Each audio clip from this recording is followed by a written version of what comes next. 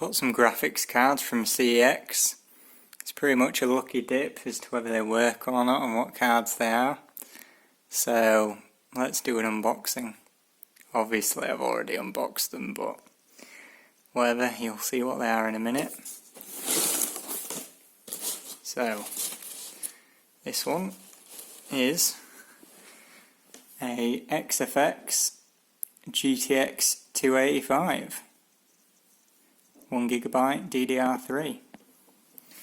So it looks to be in decent condition.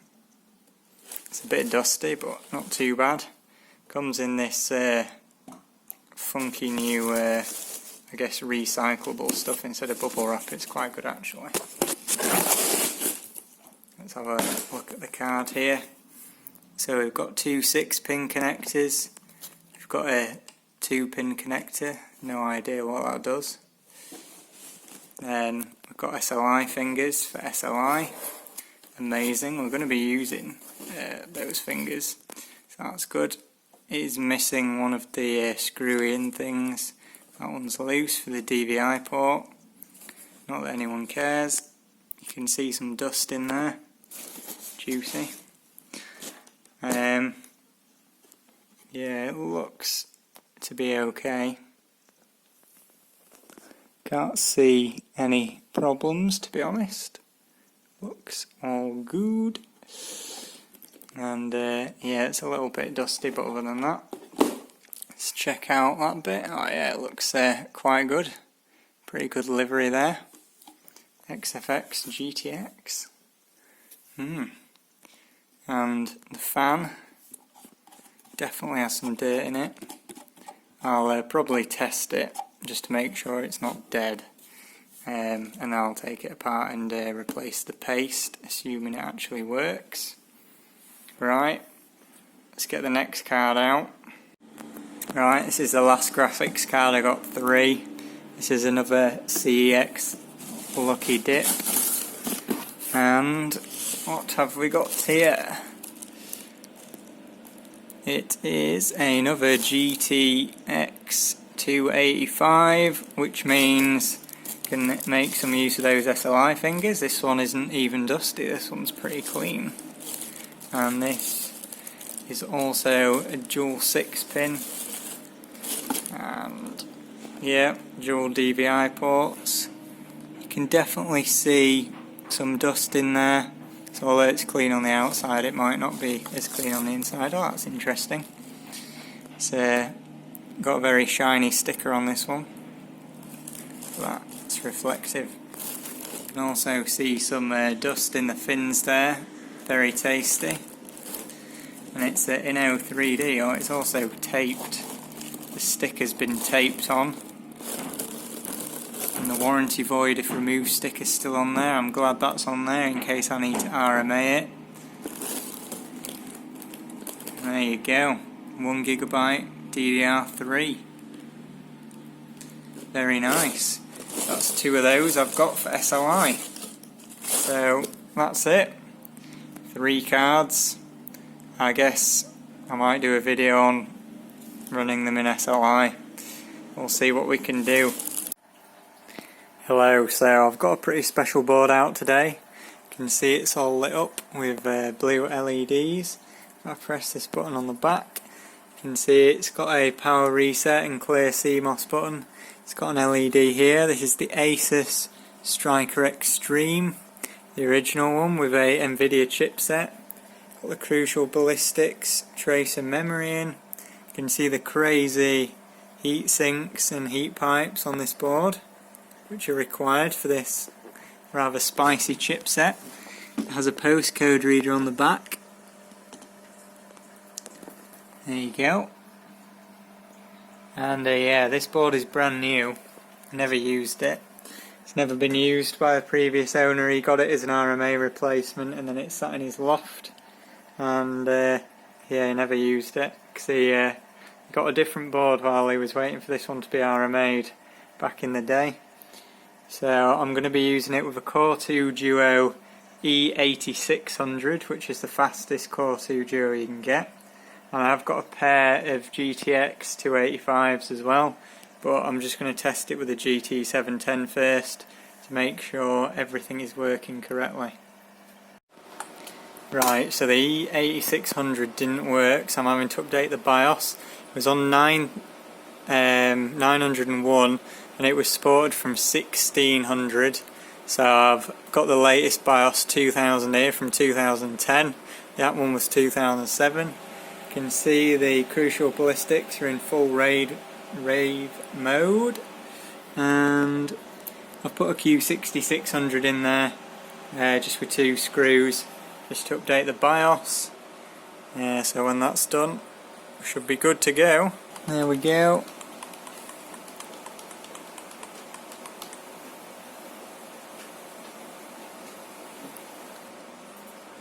Right, hopefully this should be the correct BIOS now.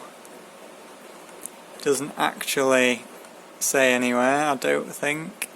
Asus music alarm, interesting. 2 profiles. So yeah, that's it. So now I just need to put the E8600 back in and we'll be good to go again.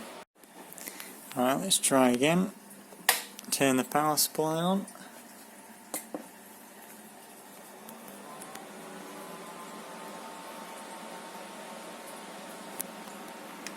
CPU initialization.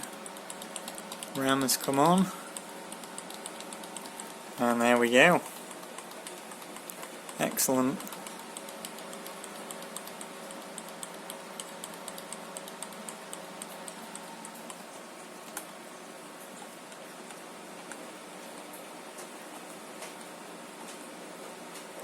Super. So what I'm going to do now is I'm going to turn it off, and then we're going to make sure SLI works, I guess. So I did actually manage to get everything working, got both GPUs in, got the CPU in. Turn the screen on, but I can't get it to go over like 3.8 gigahertz, which is terrible.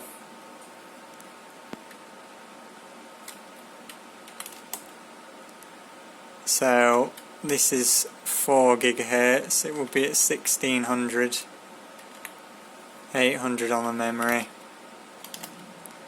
Right, so they should be able to run like 4, 4, 4, 12 on any P45 board that I've got. All the spread spectrums are disabled. All of that is disabled. The LTD, I don't even know what that is, but I've put it on X4. Seen a guy get 500 on the front side bus on this board. So those are the settings I'm using. You can see everything is pretty high. Memory is probably too high, to be fair. CPU's way too high as well, but whatever.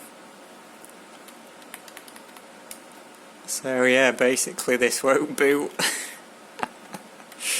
which is ridiculous.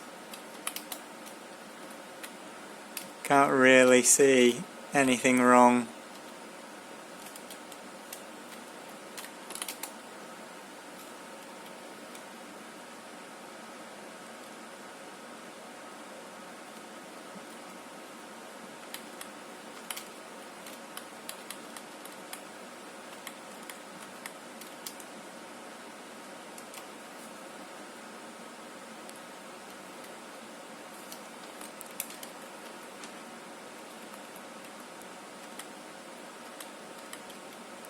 Anyway, let me show you what it does at this.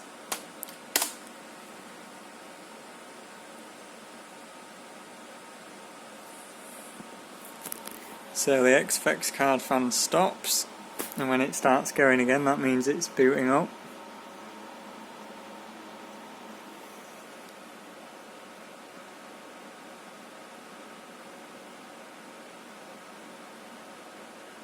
It's actually posted this time, which is impressive. Then it flashes a bit.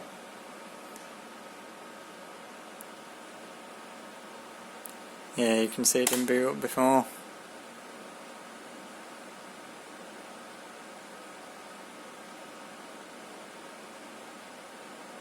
Be funny if it actually booted this time.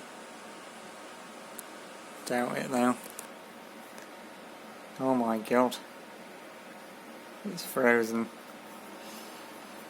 It has frozen, but it got to here, so that's impressive. So yeah. This is 4 gigahertz. 4! This CPU, this exact E8600 has done 5.7 on a P45 chipset on LN2. So you can see the lighting button doesn't work either once it's crashed. I reset it. Oh, this is exciting. 4 gigahertz. Wow. Amazing. Let's run it before it decides to go off. Just open MSI Afterburner.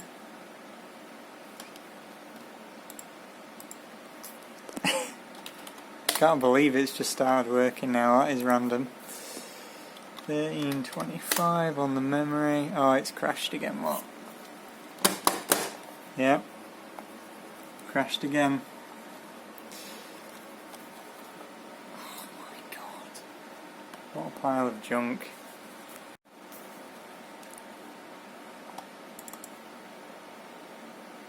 Right, all I've done is increase the CPU voltage. So it was set to 1.4 in the BIOS. It was only reading 1.3 in Windows. So I've set it to 1.475 and now it's only reading 1.375. So we'll give that a go and see if that helps.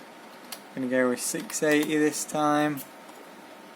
And 1325 on the memory. Okay, so this is actually the furthest we've got so far. I'm going to put these fans on 100% on the GPUs. I wonder if it was a CPU voltage. That is weird. This CPU should be able to do 4 gigahertz at 1.3 volts.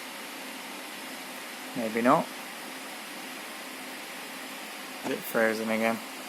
No. It's just loading the benchmark.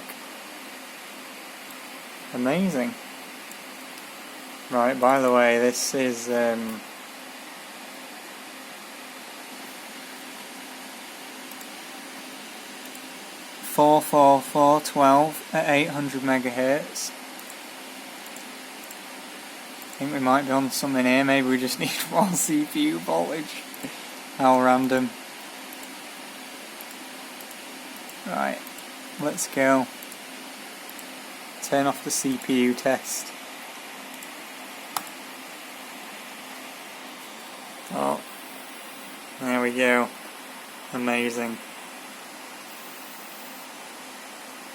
Here it comes. Probably overclock failed. Yep.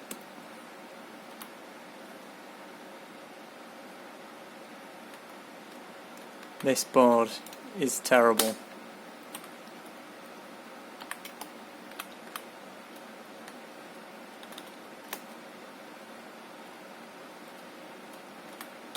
The weird thing is I've seen a review with a is it an X6800 or an X6000, the 65nm unlocked core 2 Duo, and the guy got it to 2000 and something on the front side bus. So I don't know how on earth he managed that. It was like 504. The XFX fan is spinning this time. But it ain't displaying anything. So these are the scores so far. So you can see the first time I did it 375 FSB, nearly got 15,000. I think the SLI wasn't working properly, although it did say it was enabled, so I don't know what's going on there. The memory and GPU only had a mild overclock on there, and you can see the memory timings were awful. at 1000 megahertz. You can see the FPS there. So then the second run is this one here. Scored 26,200. That was with the FSB at 387, and the card's a bit faster on the memory there. And you can see the memory timings 6618 at just over 1000. And this last run, we've dropped down to 1:1, and we've gone for just under 400 at 44412. So that's 800 megahertz DDR speed, obviously. And then we've got 397 on the front side bus, and we scored 26,955. So let's see if we can break this 400 barrier, because it is annoying me. And instantly it's crashed. That might be the GPUs. Yeah.